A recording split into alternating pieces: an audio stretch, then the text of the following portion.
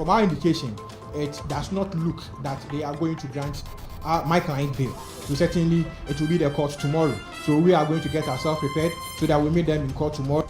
Also coming up, some supporters of the National Democratic Congress kick against the nomination of some metropolitan, municipal and district chief executives in parts of the country. Cannot allow technocrats with no grassroots connection, no sacrifices, to show up and have no base of support to be parachuted into leadership positions while those who toiled in the trenches are sidelined. Chief Executive Officer of Petroleum Hub attributes delays in the Petroleum Hub project to the failure of the Eswell government to compensate the pre-acquisition owners of the land. So it created some challenge as to what was there to use. But President is keen, our President John Mahama is very keen to see them.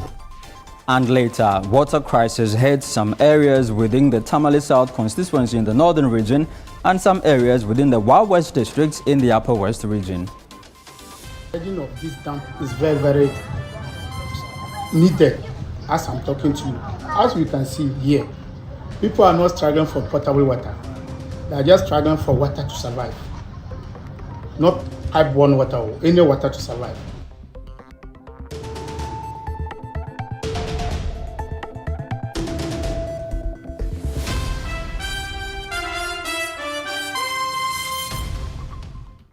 Grateful to you for choosing the Channel 1 Newsroom. Let us now get into the details of our stories. And scores of supporters of the New Patriotic Party on Sunday, April 13, gathered at the Kalkudi office of the National Intelligence Bureau to protest the arrest and detention of a party member, Mohammed Amadu Zaku. Mohammed was reportedly picked up on Saturday, April 12 by NIB officials following a Facebook post he made about Vice President Professor Nana Jane Opoku-Agyeman. Senior party figures, including former General Secretary John Boadu and Greater Accra Regional Chairman Divine Agohum, engaged NIB officials in a bid to secure bail for Mohammed Amadu Zaku. Channel 1 News' Samiri Afe has more in this report. These MPP supporters, numbering about 50, have been here for hours, basically demanding the release of one of their own, Mohammed Amadu, who is reported to have been detained by officials of the National Investigative Bureau, and especially their office at Kalkudi here in Accra. Mohammed has been detained for a post he's reported to have made on Facebook about the Vice President, Professor Nana Opoku-Agyeman. As you're well aware, the Vice President has been on work for some time and currently on medical leave. Party officials, including former General Secretary of the NPP, John Boadu, have been here to show support as far as the arrest of Mohammed is concerned. Came to Yahoo Clinic, then they arrested him, brought him here. Yesterday we tried as much as we can to have our lawyers have access to him. They denied that. They couldn't allow us. So it's today that they've allowed a lawyer to have access to him. I think he's written his caution statement or something. But you see what is worrying, and it's a worrying development that in those days, when we're under military rule, even that, they will tell you the reason why they are arresting you. They don't come in masks. We've had experience where people go in masks, abducted people and killed them. Judges were killed in this country with that process. You understand? So after fighting for democracy for the past 30 years plus, it looks as if we are going back to the dark old days. Mohammed's lawyer has also been speaking to Channel 1 News, and he says that the charges leveled against his client is unacceptable. He was wishing our mother well, and there is nothing untoward about it. We are all accounts, and an account when you are even going to bed, you are told the year. When somebody dies, it is the same the year. So it is the premium that you placed on the year as to the times in which we are. And we are all aware our Vice President is alive. So there's nothing to suggest that he wanted to put out a false information to suggest that the Vice President has passed on, which we don't waste her death. We all wish that she lives alive she gets her full strength to be able to contribute to our nation growth, the national development, and towards the sustenance and growth of our country, Ghana. So there's nothing untoward, and I believe that the security officers have a discretion in law. Once you are arrested, they have the power to detain you for 48 hours and not beyond it, because our criminal procedure suggests that you cannot arrest somebody and detain the person for more than 48 hours. And if you want to keep the person for more than 48 hours, then you must present the person before a competent court of jurisdiction for the court to grant you a warrant or extension in that regard. So we are looking up to them, and from our indication, it does not look that they are going to grant my client bail. So certainly it will be the court tomorrow. So we are going to get ourselves prepared so that we meet them in court tomorrow. The supporters of the NPP and members alike say that the recent act of intimidation against its members will not be accepted.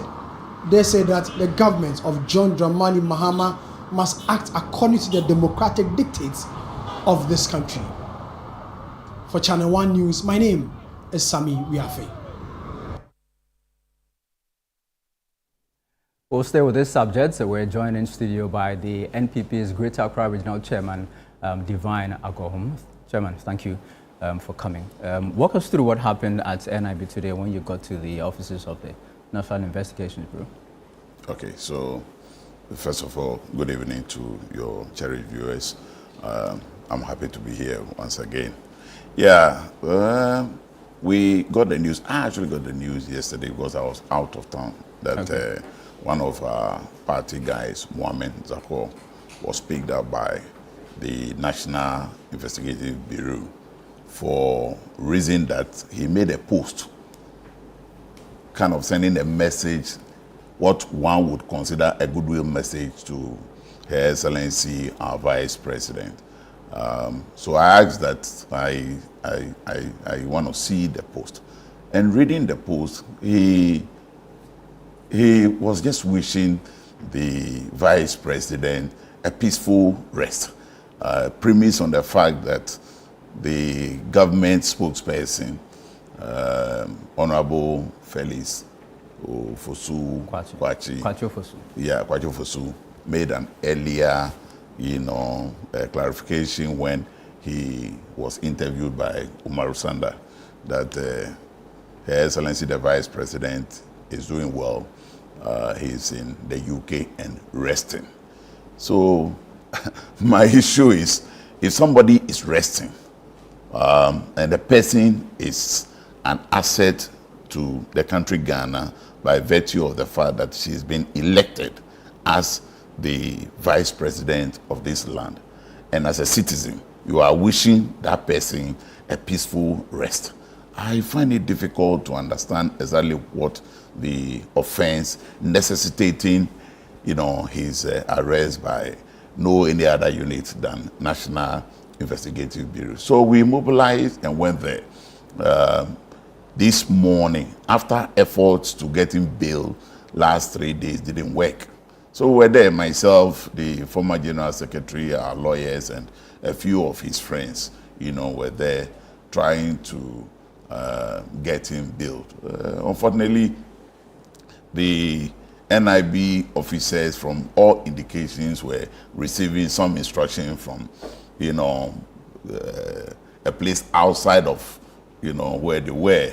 And for that reason, it was difficult for them to, see reason with us. At the end of the day, he was asked to a denied bail, and for that reason, will be arraigned before court tomorrow, we're told. So that's basically what happened. Yeah, but Chairman, rest in peace.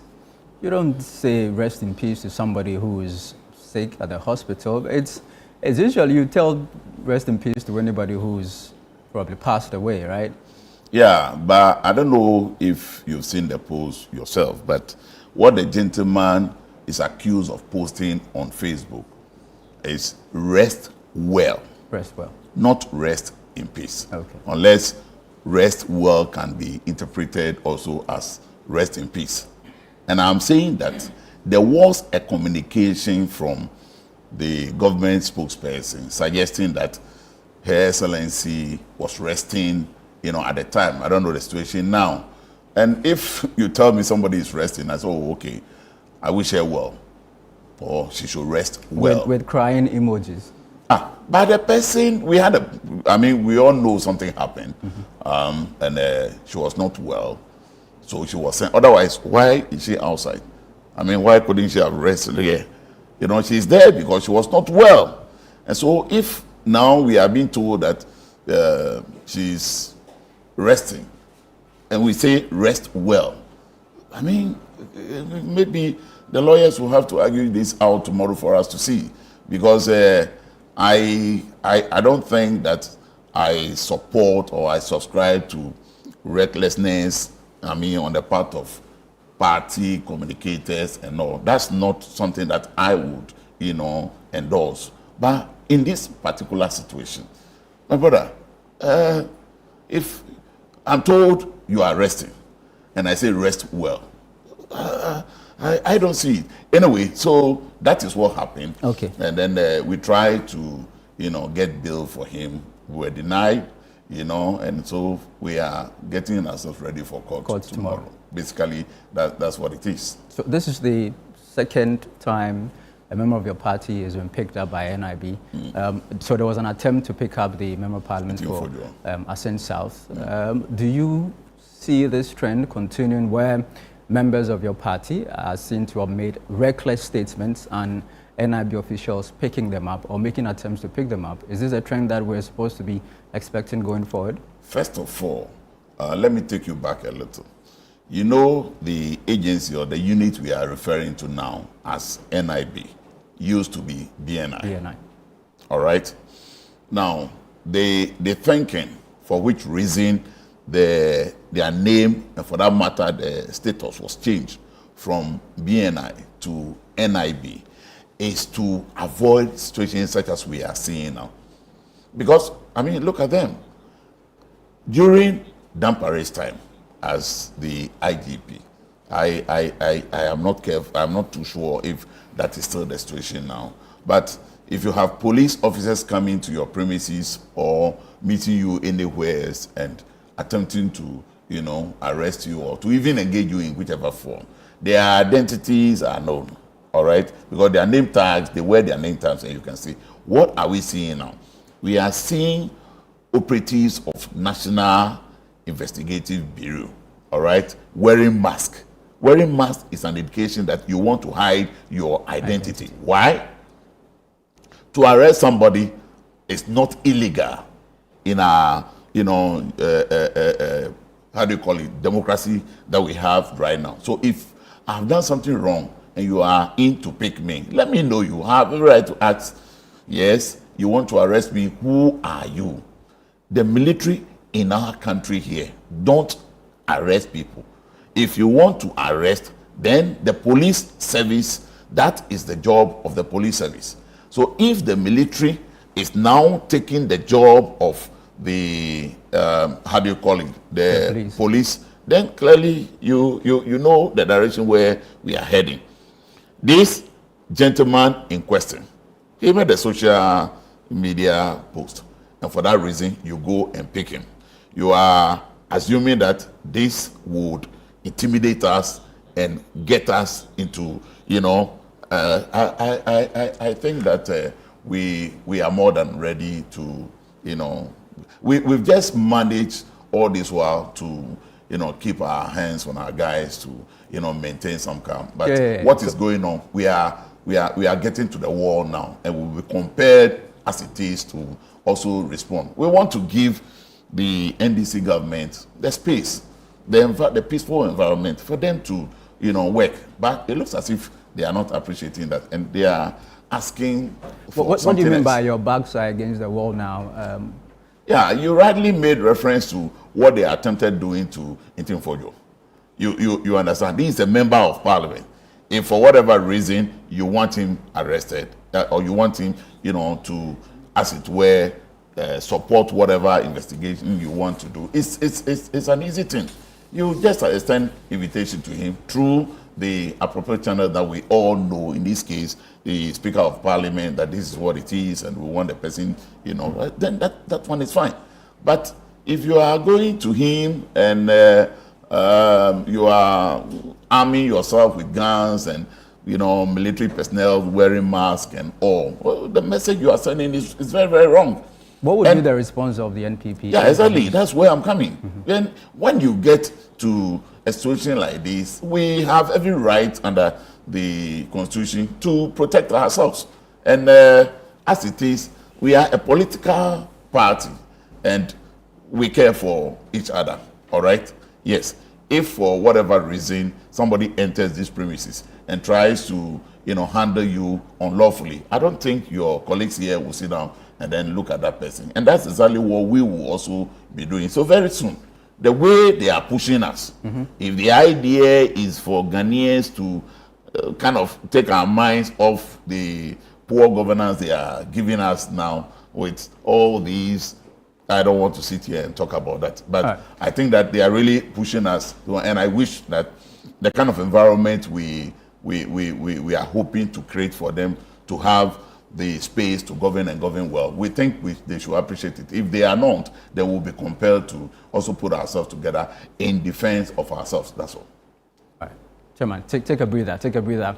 I'll take you to the Western region. We'll be back and have further conversations. Let's go to the Western region, where the Chief Executive of the Petroleum Hub, Dr. Tony Obin, has disclosed that government is yet to compensate the pre-acquisition owners of the 20,000-acre land it acquired for the Petroleum Hub project. The Akufo-Addo administration, according to him, did not release the 250 million cedi the former president promised during the sword cutting for the Petroleum Hub project. Speaking during a courtesy call on the chiefs of the Western Nzema traditional area in Benin in the Western region, Dr. Obin said the main challenge facing the project now is the issue of the outstanding land compensation. Channel 1 News' Akwasi Ajenim has more in this report. The march talked about Petroleum Hub Development Corporation project at Nawole in the Jomoro district of the Western region is expected to result in the construction of a refinery, 3,000 cubic meters of storage tanks, a jetty, and create over 780,000 jobs, among other things.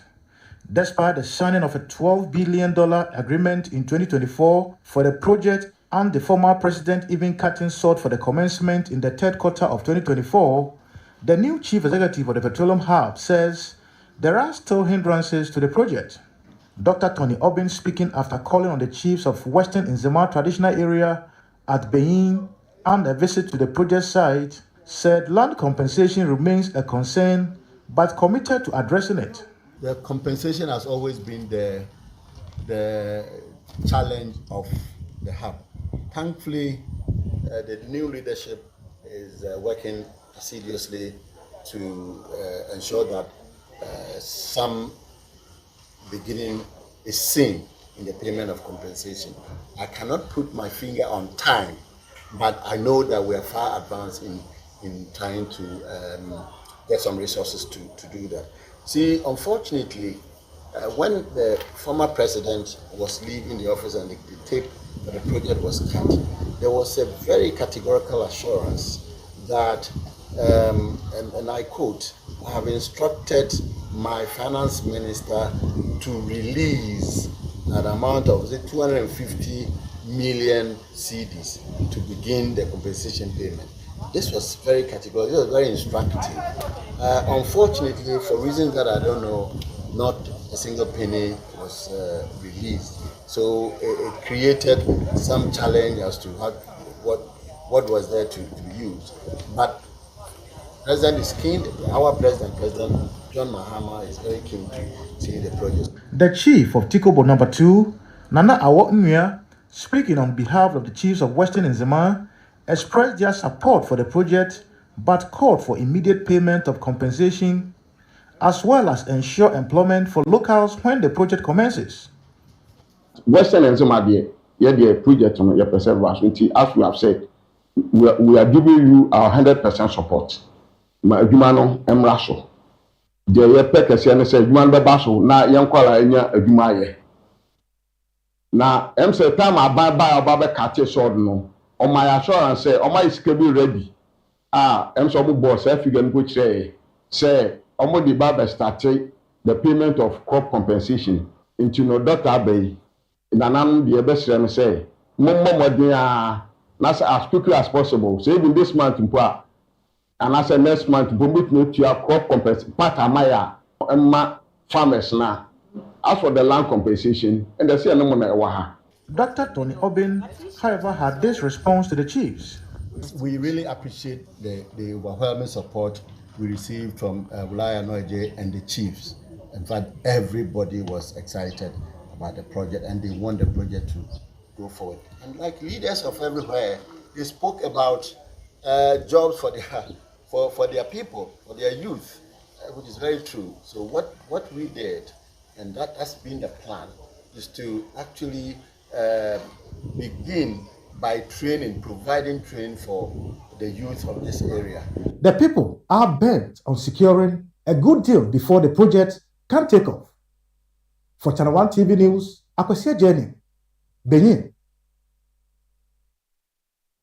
You're still watching the Channel 1 Newsroom here on Channel 1 TV. Let us now focus on the nomination of MMDCs, and a concerned youth group of the NDC in the Okankwe Central constituency has vowed to be apathetic towards the party should their preferred candidate, Abdul Rashid Issa, be denied the Okankwe North Municipal Chief Executive position. This comes amid speculations about the potential appointment of a candidate from the Okankwe North, a sister constituency of the Okankwe Central constituency. There is more in the following report by Channel 1 News' Fauzi Masaudu. The ongoing nomination of municipal chief executives has been marked by a series of agitations in parts of the country. A similar situation has arisen at the Okankwe Central constituency as a concerned youth group of the governing NDC threatens apathy towards the party should their preferred candidate be denied the MCE position. Your Excellency, we must be blunt. Any attempt to bypass Abdul Rashid Issa respectfully in the selection of the next MCE for Okankwe North Municipality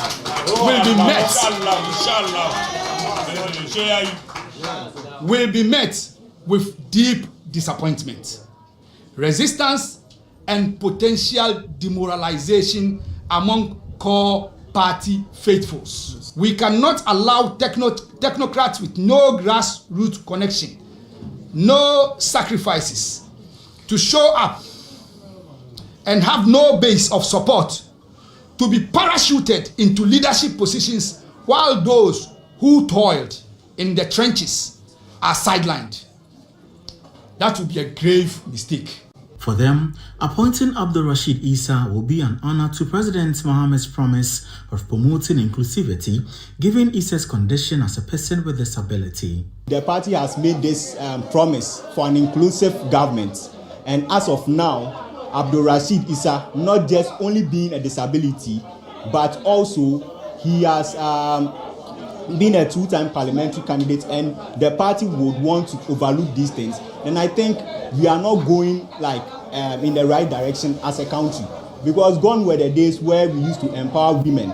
Now we should move a little bit further to also empower persons with disability. In a related development, some youth of Tema also took to the streets to protest the potential appointment of NDC's 2024 parliamentary candidate for Tema Central, Ibi Bright, as mayor. The information we are hearing indicates everything that Ibi Bright is supposed to be, or they are going to bring him on board as the mayor of Tema.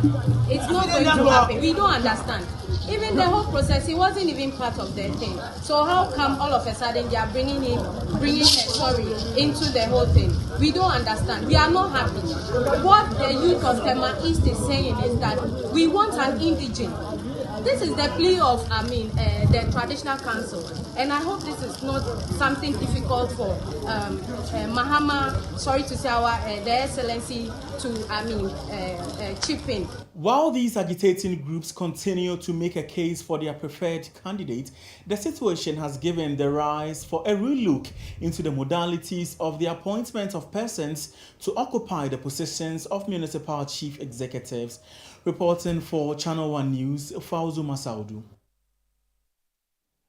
Now, some aggrieved members of the National Democratic Congress in the Talinsi constituency have rejected the nomination of John Milim Nabomia as district chief executive. The group cited his alleged close ties with the New Patriotic Party and warned that it could affect the party's fortunes in the 2028 elections. The nomination of John Milim Nabomia, announced on Friday, April 11, was followed by a suspected arson attack on the NDC constituency office. Speaking at a press conference in Tongo, spokesperson for the aggrieved NDC members, Charles King-Lu, called on President John Mahama to withdraw the nominee immediately, citing concerns about party unity and local support.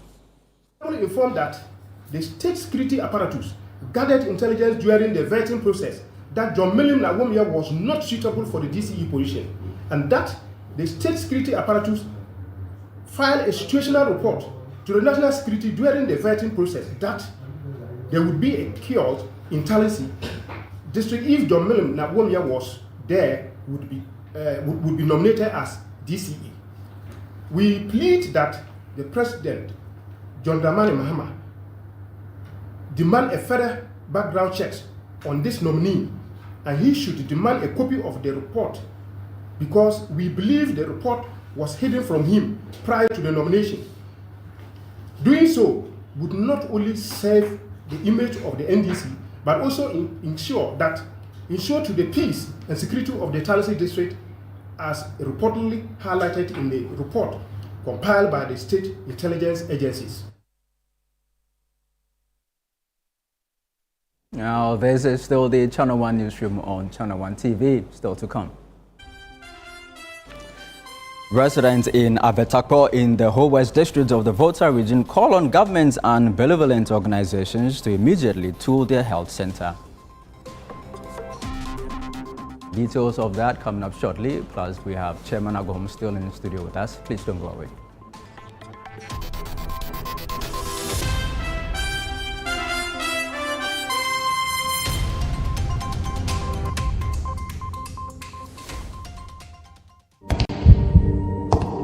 With only 24 hours to pay his huge debt, a public servant runs into hiding in an abandoned house. But the abandoned house is more than an abandoned house. Anyone here? This place looks dusty. Can anyone hear me, please? Mouse! Scribe Productions presents Kobna Answer's heart-pounding one-man original musical, The Saint in the Devil's Shoes. Date, Easter Friday, April 18th and Easter Saturday, April 19th at the National Theatre. Time is 3 p.m. and 7 p.m. each day. Rate is a cool 150 Ghana cedis. Dial *714*003*9# to grab yours now. Hotline 054-609-8082. Media partners, City FM and Channel 1 TV. The Saint in the Devil's Shoes. The devil you know is better than the devil you don't know. Life is a celebration of moments. Big and small. The sun is scorching, I'm feeling the heat. With Piva Drink, every moment becomes a refreshing celebration. From the beach to your home, in every corner of your world. Piva Drink at a burst of refreshment. And orange, give me Piva cocktail and tangerine.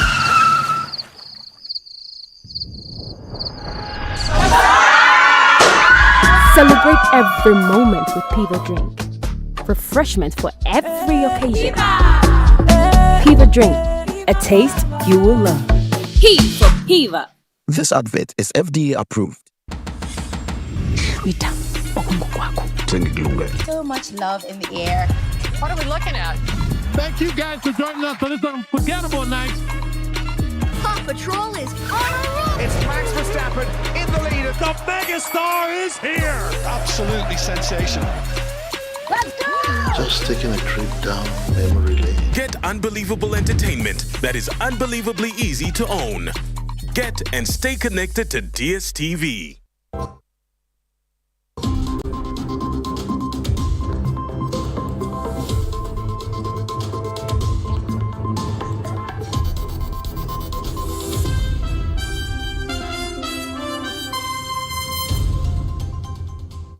Welcome back to the Channel 1 newsroom here on Channel 1 TV. We still have in studio with us the Greater Accra Regional Chairman of the NPP, Divine Agom Chairman. We've seen some disagreements within the NDC over who becomes MCE and who becomes DCE. Should opposition be interested in who becomes DC or MCE? What are your thoughts on what is going on? All right, thank you. Yeah, in my personal opinion, I quite remember 2021, immediately after the elections, I initiated some arrangements to amend slightly the way we select the MMDCs. You know, the former president, His Excellency Nana Akufo-Addo, his thinking was that we should allow the people to, you know, elect their own MMDCs. It's a position that most of us, including myself, agree with very well. But at the time, because we couldn't get it through Parliament, I made this suggestion, and a lot of our people supported it, that we should get the applicants, okay, those who will be seeking the position of MMDCs, to first of all go to their constituency, so that the party should, you know, endorse them as people, because the party, the government is the party that, you know, produces the government. So the government's very base is the constituency, all right? In most cases, the constituencies are the districts. But there are cases where, you know, some districts have about 2 or 3 constituencies. But here we are talking about the constituencies. So that if the person first sends the application to the constituency, and the constituency party, you know, looks at it and says that, oh yes, we know this person. He's lived well with us in this, you know, community. And we think that knowing him, knowing his contribution, you know, within this space, if we should give him the responsibility of being an MMDC, that person will be able to meet the political expectations in terms of development of the people. So that it will start from the constituency before coming to the region. Okay. So that the region will further do its own filtration before we send to the national committee that was then selecting the, they will do further shortlisting, and then they will now send to the president, for the president to. So the 3 that would have been shortlisted and presented to the president would have gone through all these, you know, stages of filtration. So if you present 3 names to the president, it means any of them at all will be accepted by the people. I think that until we get to the stage where we'll be electing the MMDCs, this should be the process that all the parties should adopt. So that, one, because the president will not be at the district, will not be at the constituency, but those who are there, those who are representing him, that will be the party. They will know that, Charles is good. I mean, he has lived here, he has served the people well, and of course, he's a known party person, because the person should be a party person in this case. Okay. All right, in this case, so that whatever programs or projects that the government will be pursuing, the person will be loyal to connect that one. You understand? Yeah, until we start electing them. Yeah. You understand what I mean? Yeah, so if we are able to do it that way, all these problems that we are having will not occur. Okay. So, well, it's their government, not mine. Yes, I will suggest that they try to, you know, settle it at this level, because whoever you are sending, the party base should be able to support the person before the person can work. Right. So if the party base is not supporting the person, that becomes problematic. But in the same vein, it should also not be done in a way to suggest that they are to select the person for, you understand? Yeah. So this kind of arrangement, layer by layer, to pick people that the base will accept, and His Excellency the President will also be okay with, should be the approach. All right. Now let's focus on post-election 2024. That election was a thorough beating. I think we both agree on that. We know National has instituted a probe. The Ashanti region have also done their probe. In Greater Accra, what is the strategy? How are you and your officers working to re-strategize and galvanize the party base? Yeah, thank you. In fact, 2024 elections, all of us, including myself, we were, well, this is where we are. We have results that we're not expecting. So naturally, everybody will be disappointed, and after that, we are allowing space for people to be pointing accusing figures. You did this, you did that, and all. We've allowed that. We've done our own internal kind of arrangements to, allow people to speak and, bring out whatever pains, whatever hurts they may be having. The party hierarchy has also, as you said, instituted a committee led by Professor Michael Quay to kind of investigate so that we know exactly from a scientific base what really happened, so that we'll be able to find an antidote to that. So we are waiting. I'm hoping that by the close of this month, from what we know, that one will come out and then we'll know what to do. But at the region, yes, we started something. We started doing our own internal, review in a way before the national party, constituted the committee. So we put ours on hold, waiting for, the national committee to bring its report. Then we take it from there.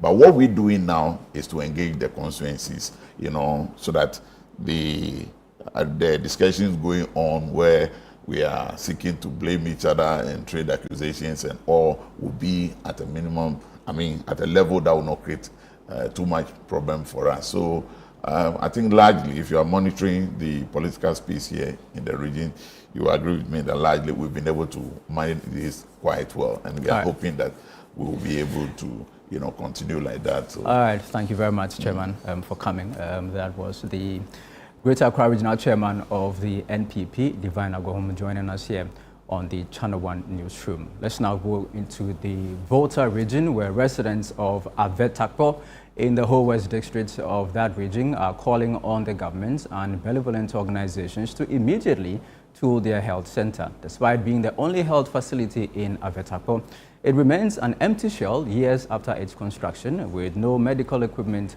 or staff to serve the community. As a result, residents are forced to walk several kilometers to seek healthcare in Adidome or Abutia, often under difficult conditions, further endangering lives in a community already burdened by poor infrastructure and limited access to essential services.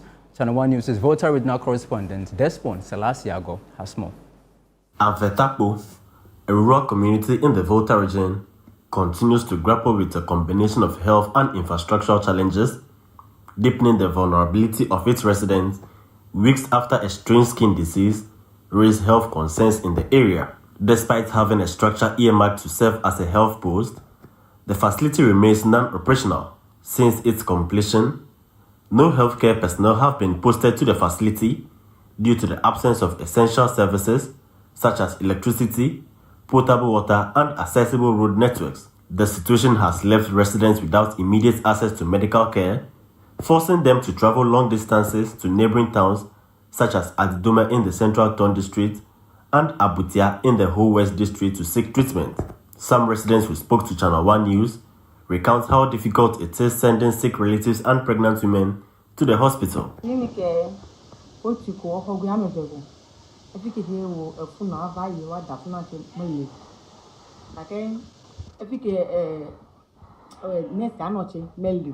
Tamina menyaleke kwa wapi nes davano fikwa no nyaboko abe enyeleke abinono na mafofu ya be na majifiche nsese ya wale afi wacho kaka akokro session abe shedo afi ayi evijipede na mama fono mata jivi ebe oya obagbedo sefi minkini on chief compound ye tomorrow neni never ekpe no ground chief compound ma akonugbo fear more than 11 years. Your job here, the always called Dala here, one cake bear, echo. A dollar come a garage. Every voting time, ne piva, a grandbo, you all want the Sierra, Kodara district. District could apples in Nesu Corolami, Cafe Owl, Mille Fier, and a camera gimo. Ne Funo, one can I call Donya of Papa. Le mieux vieux jedo, mi akoi koyi, obina na ne viare na le ge kafe mi ano ko gaji nya ha. zero. Na camera jimo.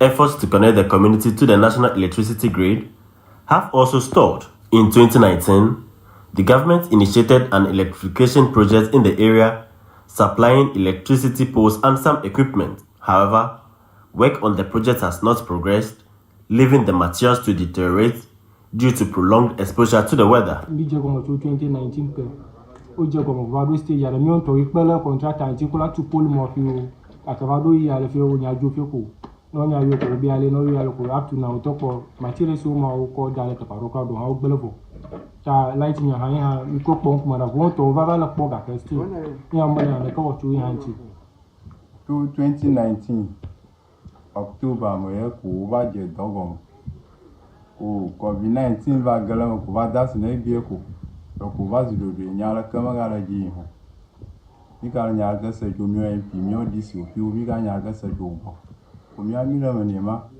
The community's road network remains in a deplorable state, further compounding the crisis. The lack of proper access roads makes transportation of goods and services extremely difficult, especially for farmers who rely on nearby markets to sell their produce. Poor road conditions often result in post-harvest losses, affecting both household incomes and food security in the area. Gifty Agbezumo, a trader in the community, says several promises to construct their roads have yielded no results.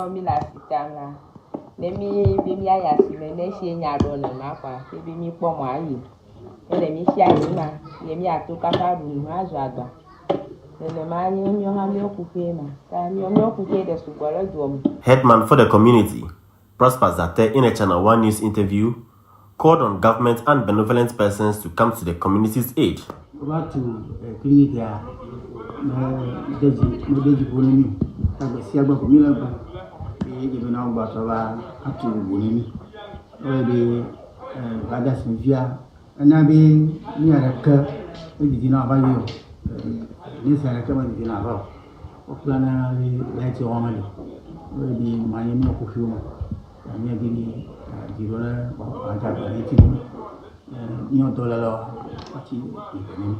Residents here at Afetapo in the West district of the Volta region are calling on authorities to put this health center into use to prevent them from traveling long distances to access healthcare. Reporting for Channel 1 News from Afetapo in the West district of the Volta region, my name is Desmond Selasiago. This is still the Channel 1 Newsroom on Channel 1 TV. Still ahead. Water crisis hits some areas within the Tamale South constituency in the northern region and some areas within the West district in the Upper West region. We have details shortly. Please don't go away.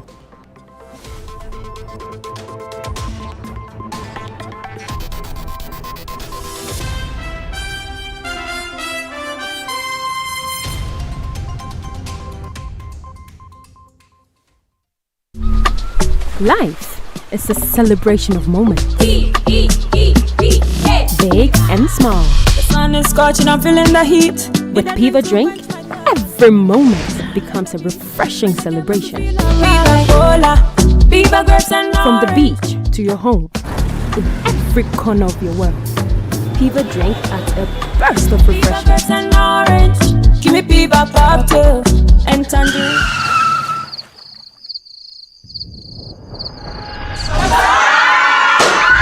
Celebrate every moment with Piva Drink. Refreshment for every occasion.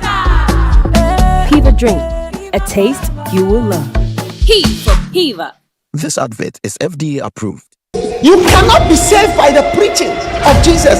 It is what can wash away your sins. What is it that can actually wash the sins of the world? Is it the parables of Jesus? Is it the stories of Jesus?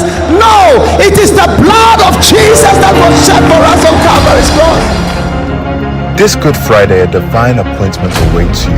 Join Evangelist Dag Mills for the Good Friday Miracle Service 2025, a time of miracles, healing, and salvation. Experience the life-changing message of the cross, the miraculous touch of God, and the greatest demonstration of love the world has ever known. Come expectant, come believing, and witness the power of Jesus Christ. Friday, April 18th, 2025, 3 p.m., Independence Square, Accra. Don't miss this historic gathering. Bring the sick, bring the broken, bring the lost, because Jesus still saves, heals, and delivers. See you there.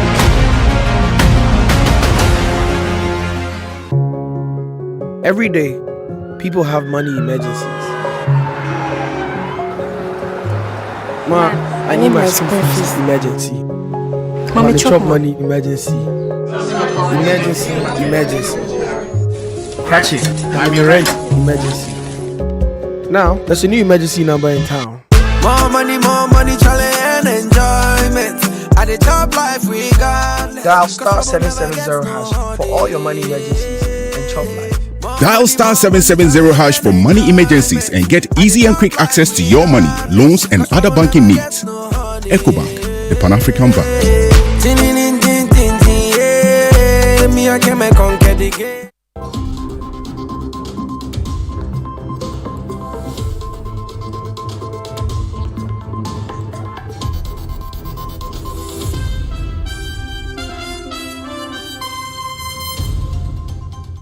Thank you for staying with us here on the Channel 1 Newsroom. Now, the once bustling Bale Pela Dam in the Tamale South constituency of the northern region has turned into a dry field due to the intense impact of climate change.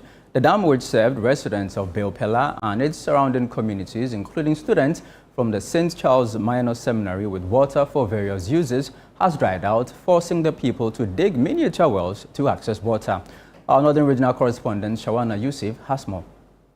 As the people of Tamale and its environs continue to battle water shortages, hope seems to be fading as major dams that once served as a source of relief are now drying up, largely due to the effect of climate change.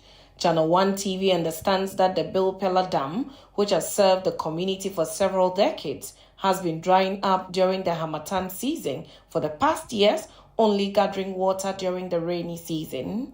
Many residents who spoke to us in an interview expressed fear of outbreak of waterborne diseases such as cholera, typhoid, and diarrhea due to their reliance on unsafe water sources. So I'm going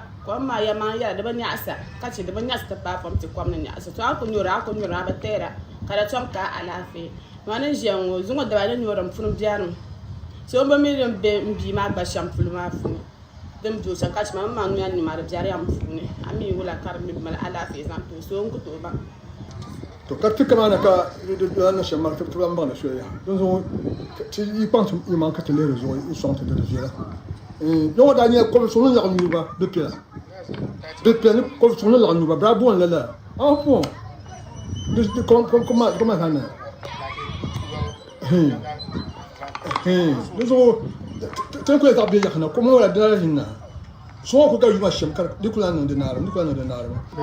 Our main problem is the water shortage in Bale Pela. The water, we are suffering a lot because this is the water that we use to do a lot of things in this community, because we use it to cook, use it to wash, and use it to do any other activities. Students used it to bath before they go to school, but currently as the water gets shortage, students get to school late, and most of them don't even go to school because they don't get water to bath before they can go to school. Animals also use it, but currently as the water is no more there, as you can see, the animals are just there suffering. There's no water for them to drink. A lot of things that it's been affected as it is get dry like this. And it started long ago. It just started small and it started increasing. A cattle herder told Channel 1 News that his livestock often go thirsty, forcing them to drink from the basins used by women who themselves queue for hours in search of water. According to him, this situation frequently leads to misunderstandings between the herders and the women. So,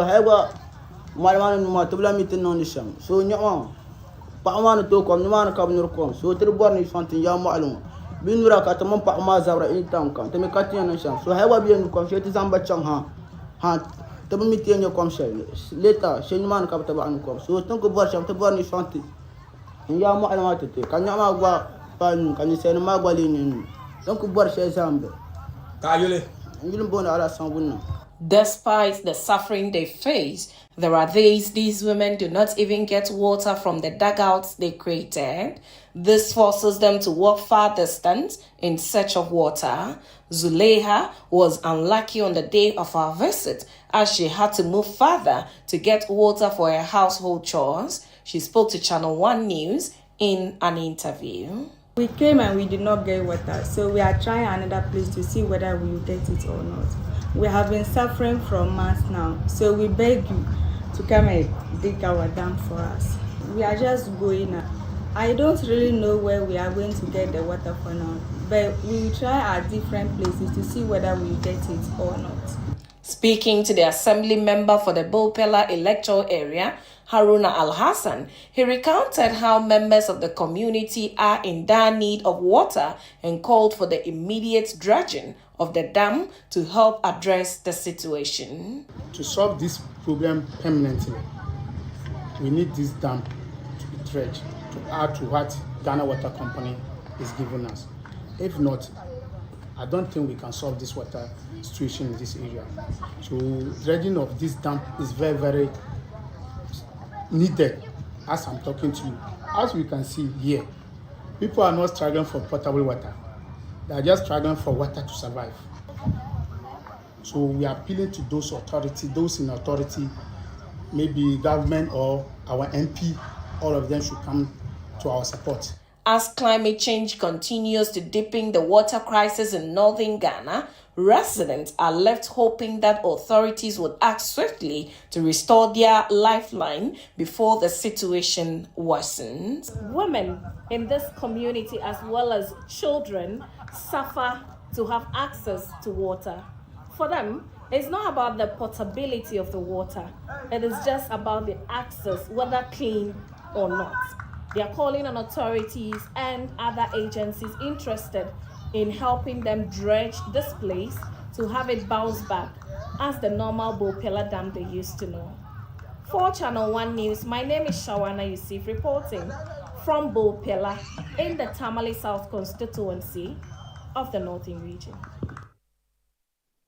Still on access to water, Nadizier, a deprived community in the Wild West district of the Upper West region, is facing a worsening water crisis.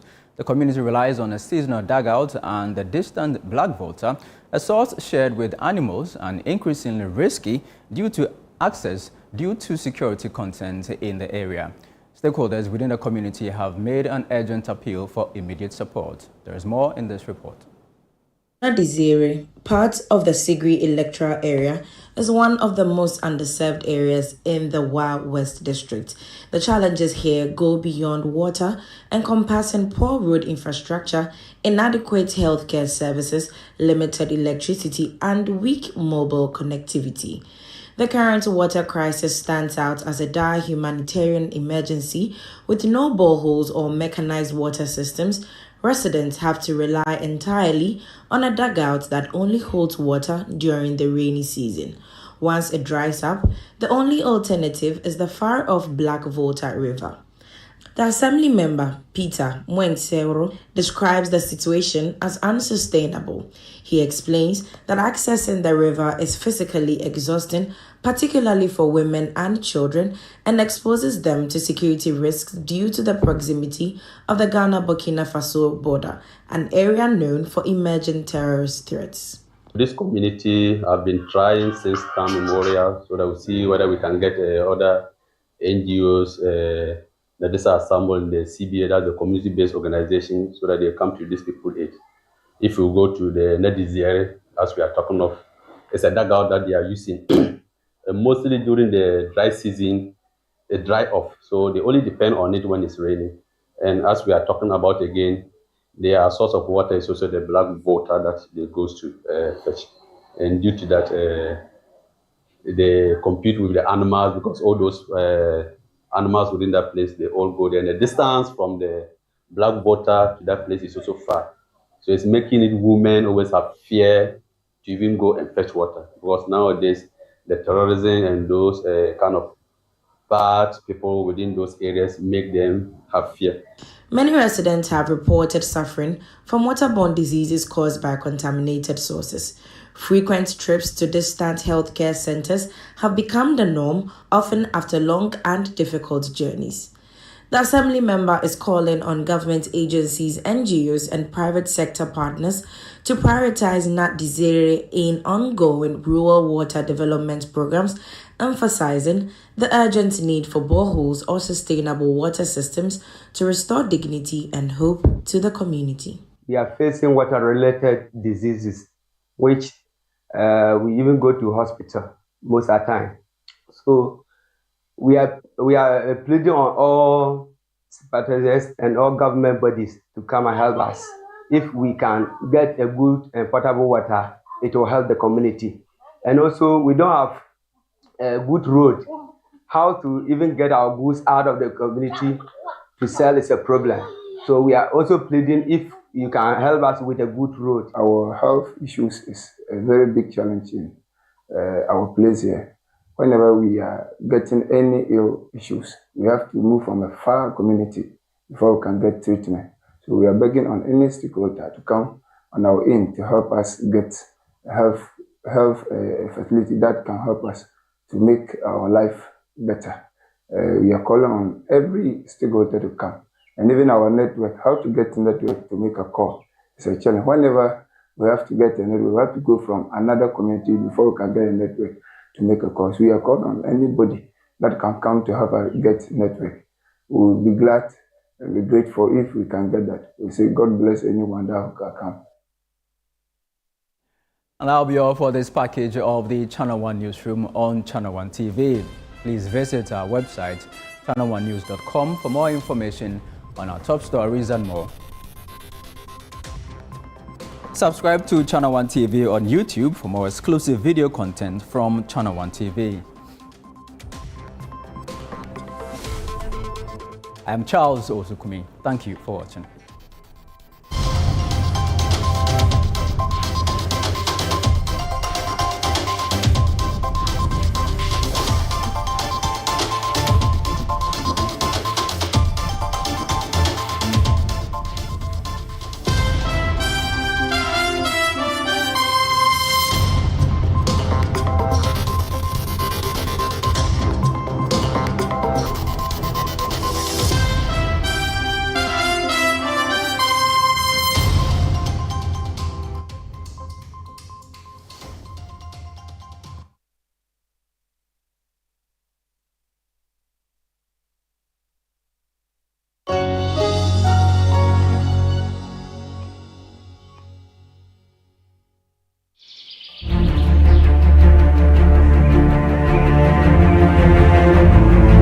On the 19th of April, the Coal Business Forum is happening live, and that is why GEA is repping.